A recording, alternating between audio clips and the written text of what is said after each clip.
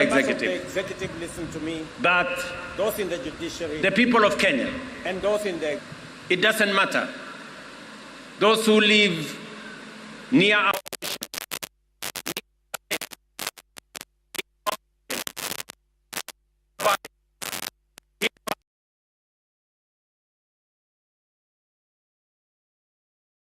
in our mountains, in our valleys, in our arid and semi-arid areas, there are one people, one great nation called Kenya. And I want to commit, pledge, and undertake that we will serve the people of Kenya equally, and no part of Kenya, no community in Kenya, no section of Kenya, no region of Kenya shall be left behind. We are going to work together. I say this to our representatives. Every MCA knows that they were never voted by all the people in their ward. Every member of parliament knows the same, that they were never voted by all the people in their constituency. And so does my friends governors. They know that not everybody in their county voted for them. But they also know that they must serve all the people, whether they voted for them or did not vote for them. Professor, you and me have the honor to serve the people of Kenya.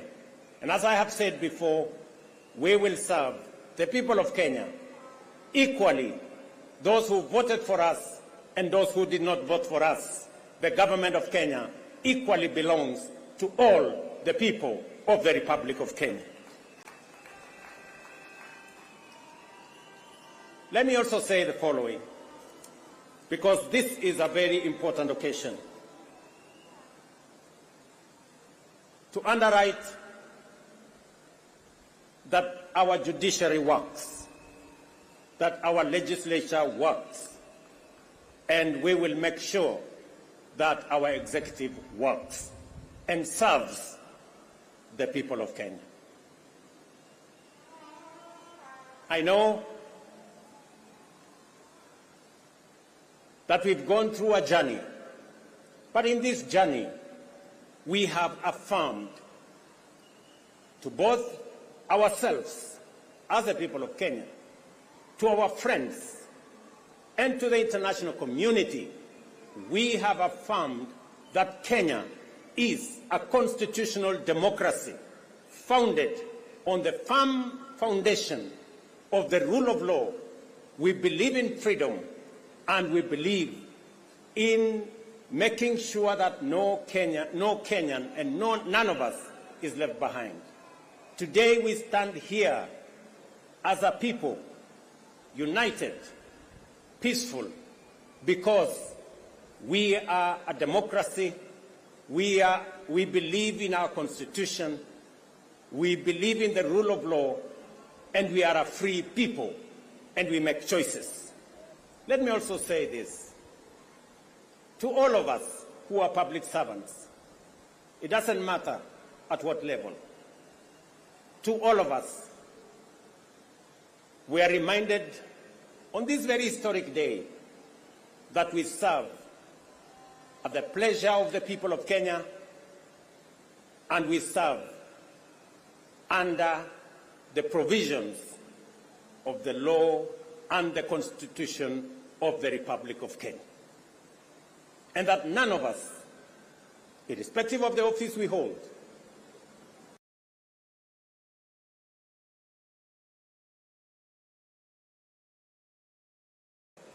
and to the Constitution, because that is what makes us a nation. Let me say this as I conclude.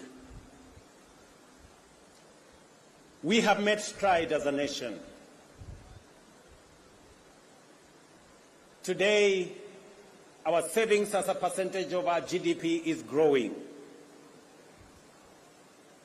We have changed and we have transformed our education system. Today, we have more teachers. We just announced another 20,000 teachers. We have a new funding model that is student-based, which we are refining to make sure that no child in Kenya is left behind. My dear Professor Kindiki, I need your voice. I need your intellect to help me and to help members of our cabinet to profile the things we are doing, to speak to the things that we are doing. I have almost become a lonely voice in the executive, especially in the presidency, speaking about our projects, speaking about our programs, elaborating on what we are doing. You are eloquent, my brother. You are intelligent, my brother. I am confident that you will do that which I have missed for the last 2 years. I know you will.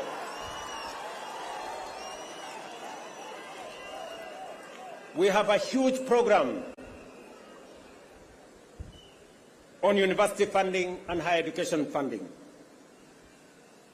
We have a huge program that today our farmers across Kenya have access to fertilizer.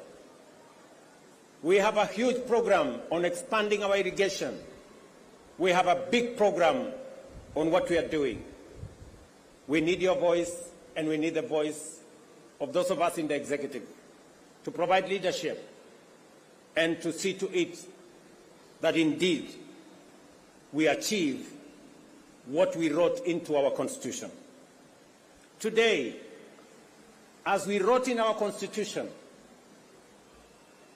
Kenya Power has turned around and today is a profitable company. So is KenGen, because of the stewardship that we have put in place. My brother, our manifesto is elaborate. Our manifesto is transformative. We are implementing it page by page, paragraph by paragraph, chapter by chapter, because we have to transform this great nation, and failure is not an option. We must. We have a big program on rural electrification to connect close to 300,000 homes across Kenya. I need your support to the Ministry of Energy, who are doing a wonderful job in that exercise. We have a big program on markets across Kenya. We have a big program on housing across Kenya. Today, we have 160,000 people working in a housing program. By December, actually next month, we will begin to hand over the first 1,000 houses under our program, under the program that will make ordinary people, Mama Mboga and Boda Boda, pay 3,000 shillings every year and access housing in the Republic of Kenya. My brother, let me tell you, our universal health coverage is underway, with a bit of challenge initially, but now we are moving. And I want to tell the people of Kenya, we are going to transform this nation. And we have the team. And Professor, welcome to the team that is going to transform Kenya into a great nation that is going to make every Kenyan proud.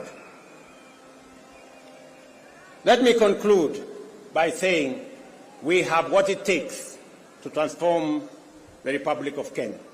And I am committed to making sure that whatever it takes, whatever decisions that have to be made, we will make them so that our nation can truly be transformed. As I talk to you, 10,000 young people are now engaged in climate works in Nairobi. We intend to take that in the next few months into 40 and 50,000 young people. And I commit to the people of the great city of Nairobi that we are going to clean the Nairobi River and we are going to transform it into a better, different causeway as we transform the city in the sun, the headquarters of the environment in the world, where we have UNEP in Nairobi.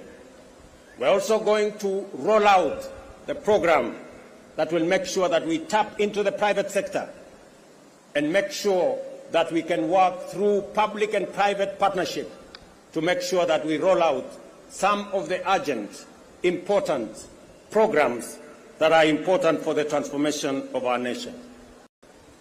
Let me conclude by asking all of us, members of the legislature, members of the judiciary, especially our investigative institutions, to make sure that we ensure that public resources are used efficiently, effectively. I call upon the Office of the Director of Public Prosecution, the offices of the DCI and the offices of the IG to work with the judiciary so that the corrupt can be firmly, decisively dealt with in the Republic of Kenya, and the citizens of the Republic can get their due in the expenditure of public resources. I know that of recent we have seen incidences of our girls, our mothers, our women who have been murdered in cold blood. And let me say this, that the DCI and all the investigative authorities in the Republic of Kenya must stand up to these criminals, and we must deal decisively and firmly. And I want to ask us as a society to be careful with strangers, to be careful with people who lure our girls, our women into situations that compromise their security. But we must be on the lookout, all of us as a nation. This is yet another moment. This is yet another beginning.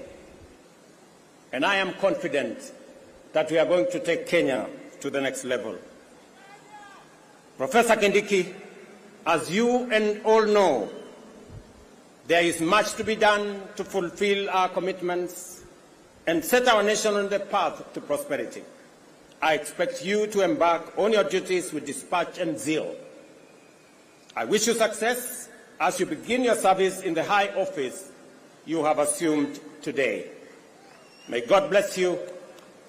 May God bless your family. And may God bless our great republic, the nation of Kenya. Asanteni sana, Mungu awabariki, na tutasonga mbele pamoja. Asanteni. Naomba sote sasa tusimame wima kama ishara ya uzalendo wetu. Tumalizie kwa wimbo wa taifa. Wimbo wa taifa.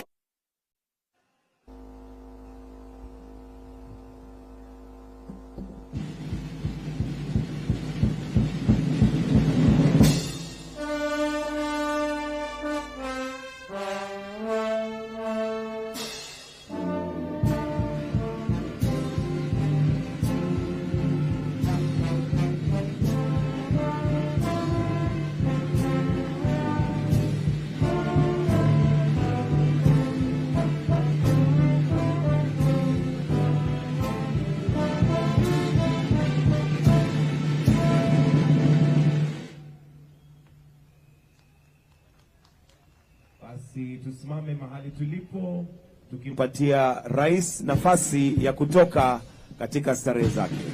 Asanteni sana.